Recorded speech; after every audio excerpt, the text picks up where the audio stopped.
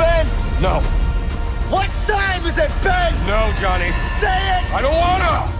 Say it!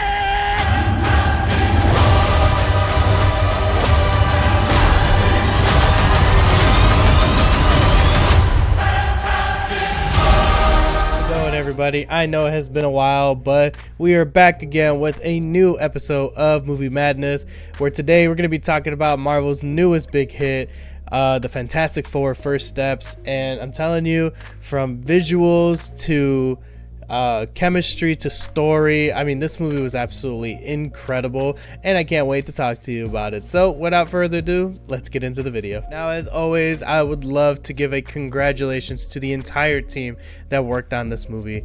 I mean, this movie is by far one of the best comic book adaptations, and also one of the best love letters to like the original creators of the comic books, because the way I felt going into this movie, the way it was portrayed, it's like as if you're just opening one of those old comics and just reading it. And like I said, it's just bringing it out to like the big screen and seeing it all unfold. I mean, it was truly a treat to get a chance to watch this movie and to see Marvel's vision, you know, how their visions could be when they actually given the time, and you know, they find the right casting, the right director, just everybody working together and is very passionate, because you could feel that coming into this movie. I mean, from everybody's portrayal, the entire Fantastic family, I mean, everything was just done absolutely amazing. I really can truly say that this is probably one of Marvel's best movies that they've come out with. And yes, I mean, there's just so much to love about this movie. So man, where do we even start? Start off with the chemistry. Now, of course, we have the Fantastic Four family. We have Ben Grimm, we have Mr. Fantastic, Reed Richards, Sue Storm, the Invisible Woman, and Johnny Storm, the Human Torch.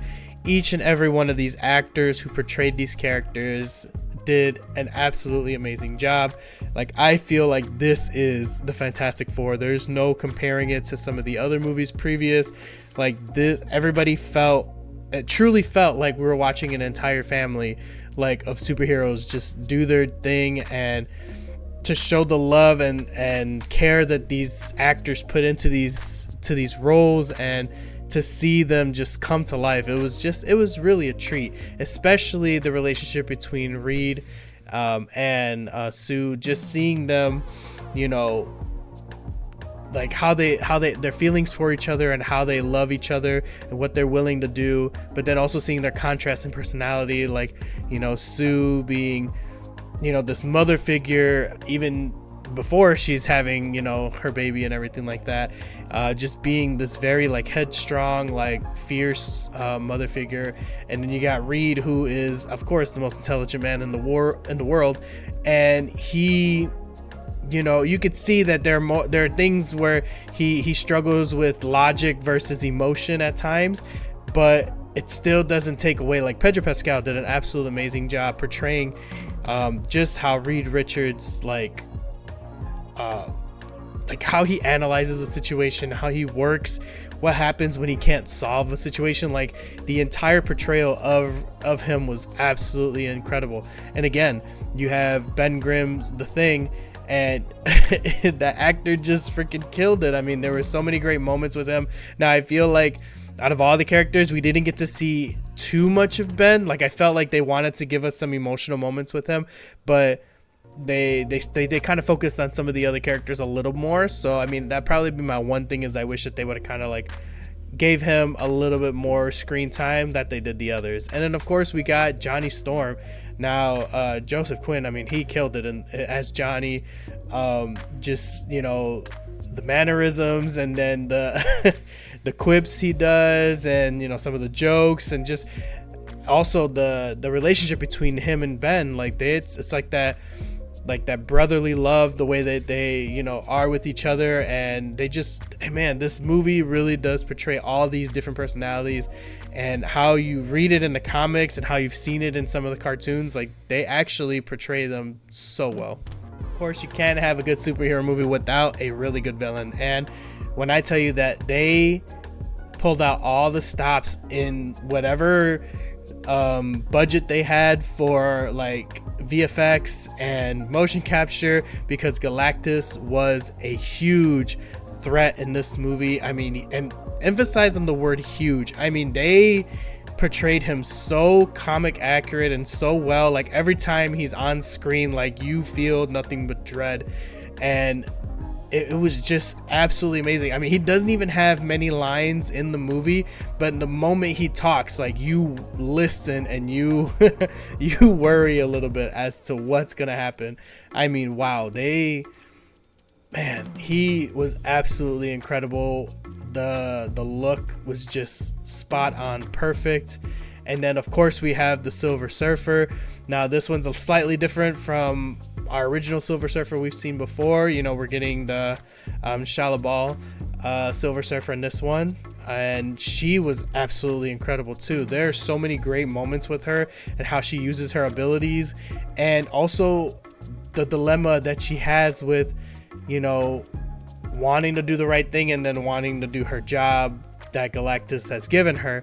So again, just absolute perfect casting. They really knocked it out of the park with these two characters, and just how they handle everything. Oh my god, man, this movie was special, man. So special. Now, on top of the acting, we also had the visual effects. I mean, visually, this movie was absolutely stunning.